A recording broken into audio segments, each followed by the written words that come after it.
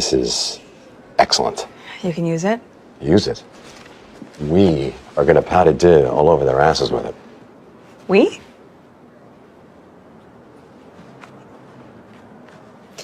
She made in royal service on a Megxit flight out of Britain. However, now fans have found evidence that Meghan lied about the event. Just needs some time to search the airline Meghan and Harry spent that time on were Air Canada, and their crew supervisors or pursers don't wear hats in any flies. There's no way this actually happened. It would be so easy to check the flight she was on and ask the flight crew. He or she won't be found any sooner than the fictional person who compared her to Mandela. Isn't it? I mean, every time I think they can't plummet new depths, these two, they're now comparing themselves to Nelson Mandela, who spent nearly 30 years in a 6x6 prison cell. Really? He went on to become the first black president for South Africa, a unifying leader of true greatness.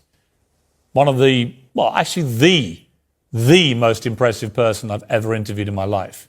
They are comparing their dash for freedom to a mansion in California where they now hawk out their royal titles for hundreds of millions of dollars. That's what Mandela did in their eyes? Cracker. Well, let me start with you, Esther. You've been waiting patiently here. They're the new Mandela, apparently. Apparently. I just find the arrogance is incredible to demand an apology, because that's how you get an apology, by demanding one, a sincere and honest and open apology. I just think, they officially declared war on the royal family by coming out with this Netflix documentary. They made it clear that they wanted no reconciliation, because you wouldn't do that. You wouldn't put your family through that if you really wanted open, genuine conversation and reconciliation. But also, they just called Prince Charles a lying bully. Yeah. They've called Prince William even worse. So they drove him out of the country he drove them out of the country with his bullying and lies. They've called the whole family a bunch of racists. Why would you even want an apology from people like that are so negative in your view? Well, I think I can understand why they're demanding an apology, because they're so self-righteous about everything. They assume they're right about everything.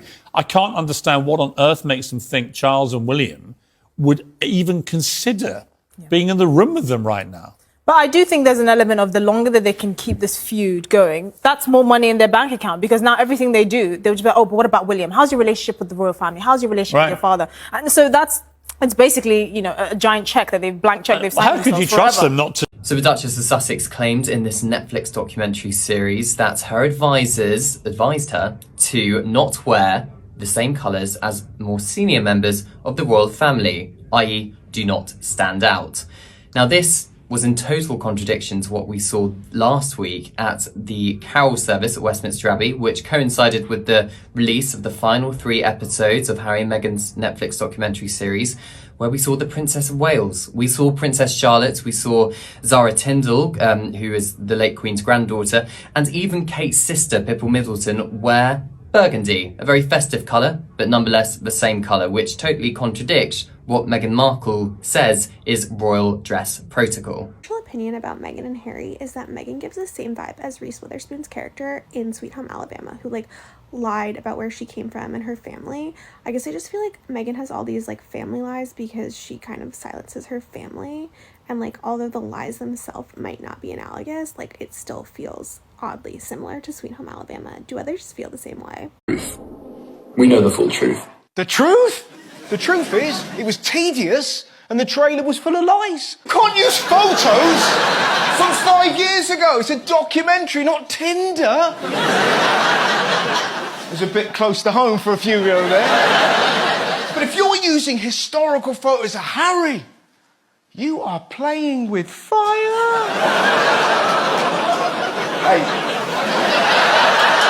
I could have done the strip billiards, but I didn't. We were living on palace grounds. Yeah. Oh. What? That wasn't good enough? It was very regal. Of course it does. It says palace in the name. But Nottingham Cottage was so small. The whole thing's on a slight lean. It looks like bloody charming to me. Would be hard when you get Uber Eats though. Kensington, no, not the palace, the cottage. Okay. So here's the deal. He's lived there for a while before they got married. He's cool with it. She turns up and goes, no. Princess, not castle.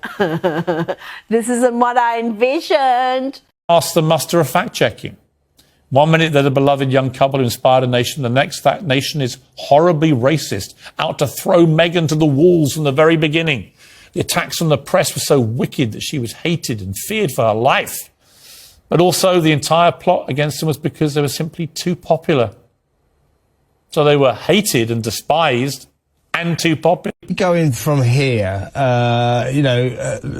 in America, what's her next step, do you think?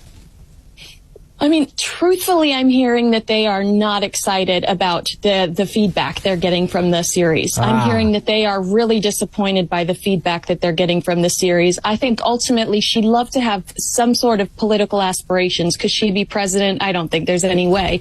But I think she'd like to dip her toe into politics. But I do think that they're reevaluating a lot of things because they thought that this was going to be a huge win for them.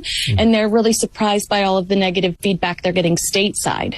You guys, people are still like wildly reacting to this thing, so I thought I'd put together another grouping of the reactions and get them out there because they're pretty much nailing everything we're saying in the comments here. Thank you so much for being here. I really appreciate it, and I look forward to talking to you again soon. Take care and happy holidays.